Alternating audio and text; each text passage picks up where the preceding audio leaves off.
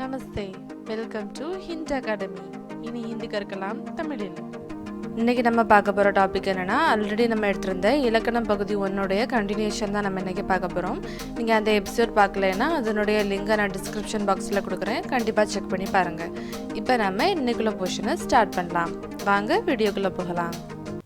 நம்ம ஆல்ரெடி யஹ்ங்கிற ஒரு வார்த்தை வந்து தமிழில் இவன் இவள் இது அப்படிங்கிற பொருளில் வரும் அப்படின்னு பார்த்துருந்தோம். அதே போல் தான் இங்கே ஏ அப்படிங்கிறது இவர்கள் இவைகள் அப்படிங்கிற பொருளில் வரும். இந்த ரெண்டுக்கும் என்ன டிஃப்ரென்ஸ்னால், யஹ் அப்படிங்கிறது ஒருமையில் வரக்கூடிய சொல்லுக்கு நம்ம யூஸ் பண்ணுறது. அதுபோல் ஏங்கிற இந்த வார்த்தை வந்து பன்மையில் வரக்கூடிய பொருளுக்கு நம்ம உபயோகப்படுத்தக்கூடியது.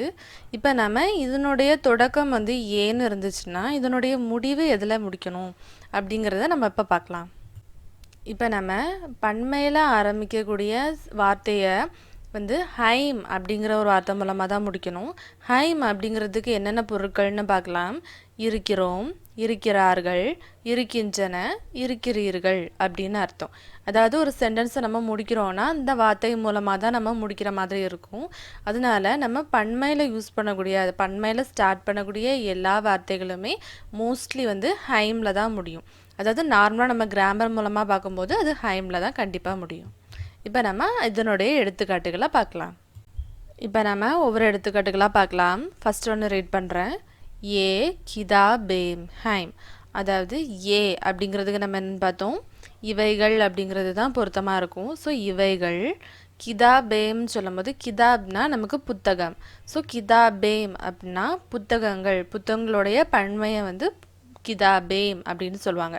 அப்போ ஏ கிதாபேம் அப்படின்னு சொல்லும்போது இவை புத்தகங்கள். இதில் வந்து நமக்கு இருக்கிறோம், இருக்கிறார்கள் அந்த மாதிரி நம்ம சென்டென்ஸில் முடிக்கணும்னு அவசியம் இல்லை. நம்ம அதாவது லாஸ்ட்டில் வந்து அதை உபயோகப்படுத்தணும், தமிழில் வாசிக்கும் போது உபயோகப்படுத்தணும்னு அவசியம் இல்லை. ஆனால் நம்ம இந்த சென்டென்ஸில் நம்ம சொல்லும் போது கண்டிப்பாக ஏ கிதாபேம் அப்படின்னு தான் சொல்லணும். ஸோ அதனோட மீனிங் என்னது, இவைகள் புத்தகங்கள். இப்போ நம்ம அடுத்த சென்டென்ஸை ரீட் பண்ணலாம். ஏ சீதா और கீதா ஹைம்.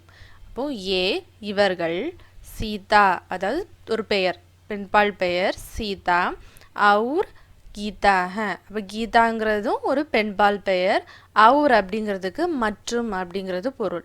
ஸோ நம்ம இப்போ இதை எப்படி ரீட் பண்ணலாம், இவர்கள் சீதா மற்றும் கீதா அப்படிங்கிறது பொருள் தரும். இப்போ நம்ம மூணாவது சென்டென்ஸை பார்க்கலாம். ஏ அத்தியாபிகாயேம் ஹைம். அதாவது ஏ அப்படிங்கிறது என்னது, இவர்கள். அத்தியாபக் அப்படின்னா ஆசிரியர்கள். இப்போ நம்ம பன்மையில் யூஸ் பண்ணுறனால இது அத்தியாபிகாயேம் அதாவது ஆசிரியர்கள் அப்படிங்கிற பொருளில் வந்திருக்கு. இப்போ நம்ம இதை சேர்த்து வாசிக்கும் போது நமக்கு இவர்கள் ஆசிரியர்கள் அப்படிங்கிற பொருள்படும். இந்த எடுத்துக்காட்டுகள் போலவே நீங்கள் சில எடுத்துக்காட்டுகளை நீங்களாக வந்து உருவாக்கி பாருங்கள். அதாவது நம்ம இங்கே யூஸ் பண்ணியிருக்கோம்ல, அதாவது இவைகள் புத்தகங்கள், அதுக்கு பதிலாக இவைகள் நாய்கள், இவைகள் புத்தகங்கள், அந்த மாதிரி சென்டென்ஸ் ஃப்ரேம் பண்ணி பாருங்கள். அதே போல் இவர்கள் சீதா மற்றும் கீதா அப்படிங்கிறதுக்கு இவர்கள் கோபால் மற்றும் கமல் அந்த மாதிரி நீங்களே வந்து சில வாக்கியங்களை உருவாக்கும் போது உங்களுக்கு இன்னும் இது எளிமையாக இருக்கும். இப்போ நம்ம அடுத்த ஒரு வார்த்தையை பார்க்கலாம். இப்போ நம்ம பார்க்க போகிற வார்த்தை வந்து வே. வேங்கிறது நம்ம ஆல்ரெடி பார்த்த வஹ் அப்படிங்கிற வார்த்தையோடைய பன்மை தான் இந்த வே. அதாவது வஹ் அப்படிங்கிறதுக்கு அவன், அவள், அது அப்படிங்கிறது பொருள். அதே மாதிரி வே அப்படிங்கிறதுக்கு அவர்கள், அவைகள் அப்படிங்கிறது பொருள்.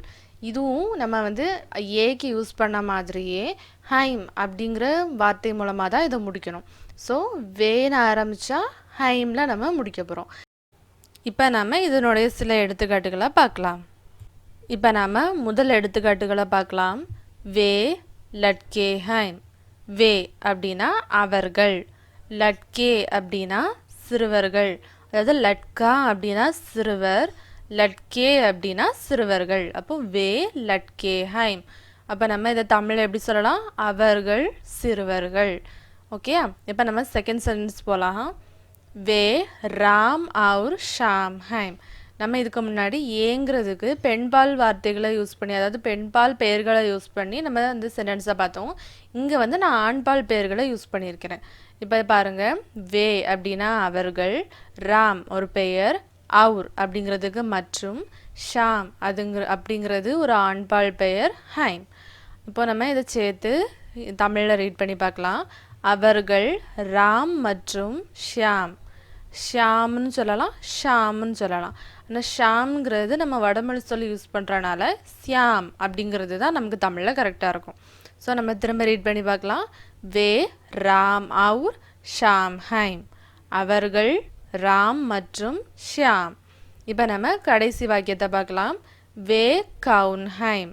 வே அப்படின்னா அவர்கள், அவைகள். இந்த ரெண்டில் நீங்கள் எது வேணாலும் யூஸ் பண்ணிக்கலாம். கோன் அப்படின்னா யார் அப்படிங்கிறது பொருள். இப்போ நம்ம ரீட் பண்ணலாம். வே கோன் ஹைம்.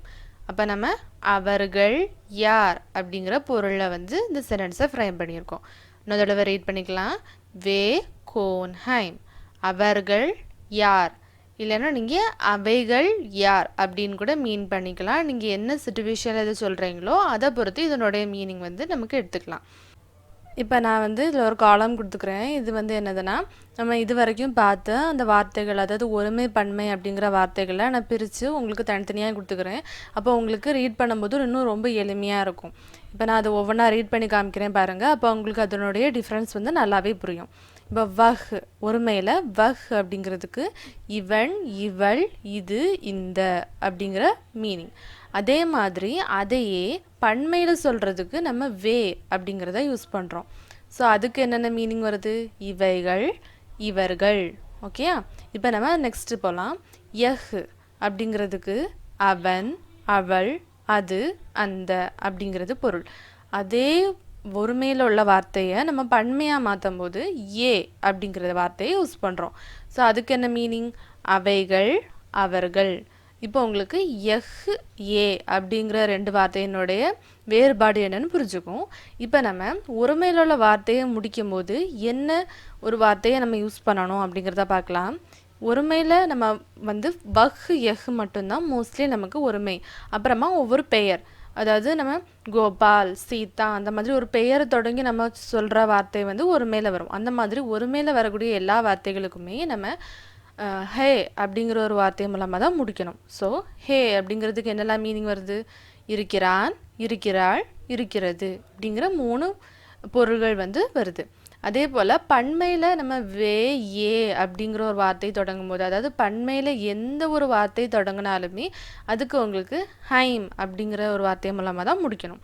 ஸோ அந்த ஹைம் அப்படிங்கிறதுக்கு என்ன பொருள்? இருக்கிறார்கள், இருக்கின்றன அப்படிங்கிறது பொருள்.